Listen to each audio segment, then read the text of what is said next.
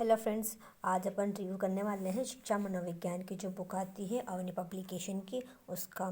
तो यहाँ पे इन्होंने दिया हुआ है कि 200 से अधिक प्रश्नों का संकलन है। एनसीईआरटी व आरबीएससी से इनसे रिलेटेड इसमें क्वेश्चन है, उन पर बेस है ये बुक। और धी सिंधा बाई जो असिस्टेंट प्रोफेसर हैं वो इसके लेखक हैं। ये मेरे पास संस्करण है 2020-21 का, मैंने इसे पढ़ा हुआ भी है। तो देखते हैं अपन, ये किसी बुक हो जाती है अगर आप कोई भी टीचिंग एग्ज़ाम का देख रहे हैं, कर रहे हैं प्रिपरेशन, तो ये आपको इसे लेने के लिए सोच रहे हैं तो ये आप देख सकते हैं इसका रिव्यू। तो ये ऑथर के बारे में लिखा हुआ है यहाँ पे। उसके अलावा इसमें पेज की अगर मैं बात करूँ तो 326 के लगभग इसमें पेज हो जाते हैं। आप शुरू से देखते हैं इसमें क्या कुछ दिया हुआ है। तो जैसे मैं इसे खोलती हूँ तो यहाँ पर देखते हैं अपन कि क्या कुछ। सबसे पहले अपन यहाँ पे एमआरपी की बात कर लेते हैं। तो ये 340 यहाँ पे लिखा हुआ है, इससे कम कम में आपको ये कहीं मिल जाएगी, 150 के लगभग की है शायद ये, जहाँ तक मुझे याद है।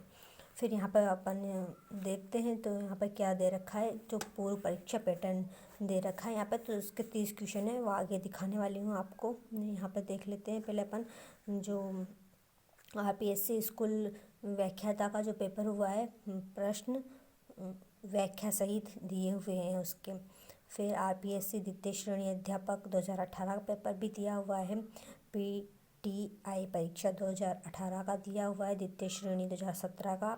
रीट, फिर सीटेट, फिर वापस रीट, सीटेट, फिर वापस 3 लेक्चरार के जो पेपर हुए हैं 16, 14 और 12 में उनके। और फिर अत्यंत जो महत्वपूर्ण तथ्य करके दिया हुआ है इसमें, तो उन सबको देखने वाले हैं अपन। ये सब कुछ क्या है अभी, जैसे रीड की वैकेंसी वापस आउट टू रही है, तो और सेकंड ग्रेड या लेक्चर आगे तो चल ही रही है, तो उसके लिए आप इस बुक को देख सकते हैं, काफ़ी हेल्पफुल होने वाली है। वैसे तो अगर आप शॉर्ट में अगर आप ऑनलाइन क्लास या टेस्ट ज्वाइन नहीं कर रहे हैं कहीं पर भी, तो ये आपके लिए अच्छी हो सकती है। ये मैं ऐसे ही नहीं बोल रही हूँ, मैंने खुद ने भी पढ़ी है ये बुक। तो यहाँ पर ये फर्स्ट जो इन्होंने बोला था कि पैटर्न बेस्ड अभ्यास के लिए, तो ये इसमें 30 क्वेश्चन दिए हुए हैं। फर्स्टली 30 नहीं, 30 से ज़्यादा हैं, 37। हाँ, तो ये इसकी फिर ऐसे करके जैसे एक कंप्लीट होता है एक यूनिट, तो इसके क्वेश्चन की जो आंसर किए इन्होंने यहीं पास में दे रखी है।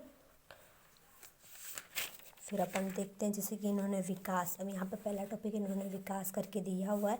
और विकास से संबंधित जो भी इम्पोर्टेंट क्वेश्चन बन सकते हैं वो सारे इन्होंने मेंशन किए हुए हैं। और सबसे अच्छी बात क्या है, जहाँ यहाँ पे इन्होंने दे नहीं रखा है ना कि ये कौन से पेपर में आया हुआ है, तो यहाँ पे क्या है, एक से ज़्यादा पेपर क्वेश्चन है, उनको मर्ज करके नए क्वेश्चन बनाए हुए हैं सर ने, तो उस टाइप से इन्हें दिया हुआ है। इसलिए अगर आप एक क्वेश्चन पढ़ रहे हो तो इसका मतलब ये है कि आपके 2-3 क्वेश्चन या यूँ कहूँ 4 क्वेश्चन के लगभग आपके प्रिपेयर हो जाते हैं एक क्वेश्चन पढ़ने पर। जैसे आप देख भी सकते हो कितने लेंथी दिख रहा है आपको कि बहुत भारी भरकम इतने ये कंटेंट लिखा हुआ है।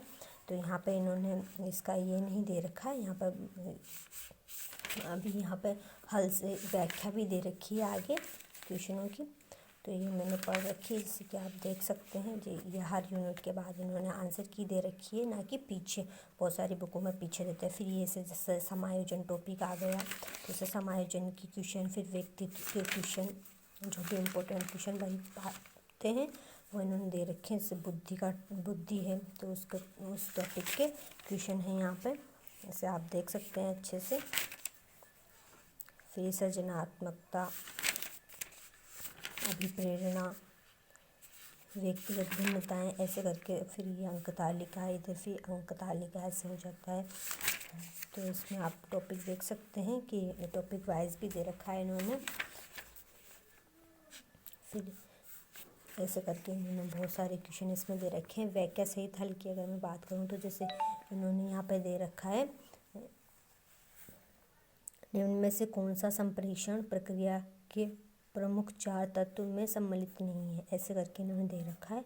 फिर भाषा, माध्यम, संकेत, स्रोत, और फिर उसकी व्याख्या यहीं पे दे रखी है और यहाँ पे ही इन्होंने आंसर किया हुआ है। तो आप ऐसे मार्क करके क्वेश्चन पढ़ सकते हैं। और रेफरेंस के तौर पर अगर आप कोई थ्योरी पढ़ी हुई है तो इसको आप आराम से कर सकते हैं। तो ये कुछ ऐसी बुक है फ्रेंड्स। काफ़ी मुझे तो बहुत अच्छी लगी, मैंने पढ़ी भी है इस बुक को। जो थ्योरी वाली है वो भी बहुत अच्छी लगी थी मैंने, और ये वाली भी अच्छी लगी मुझे, मैंने पढ़ी भी है। आप इसे देख सकते हैं, ले सकते हैं अगर लेना चाहो तो। हाँ, गलतियाँ बहुत कम हैं इसमें अगर गलतियों की बात करें तो। और पीछे जो इन्होंने इम्पोर्टेंट करके दे रखे थे तो NCERT के जो कुछ फैक्ट हैं वो भी इन्होंने दे रखे हैं यहाँ पे, जो अक्सर एग्ज़ाम में पूछे जाते हैं। तो इसके भी बहुत सारे पेजेस हैं, इतने सारे इसको कुछ पेजेस हैं। अगर आपको पसंद हो तो आप ले सकते हैं। सब एक अच्छा ऑप्शन हो जाता है रिवीजन का, कि आपने थ्योरी पढ़ ली है सारी और आपको रिवीजन करना है, आपको कहीं टेस्ट भी ज्वाइन नहीं कर रहे तो आप इसे ले सकते हैं। बहुत अच्छी है, गलतियाँ भी नहीं है इसमें।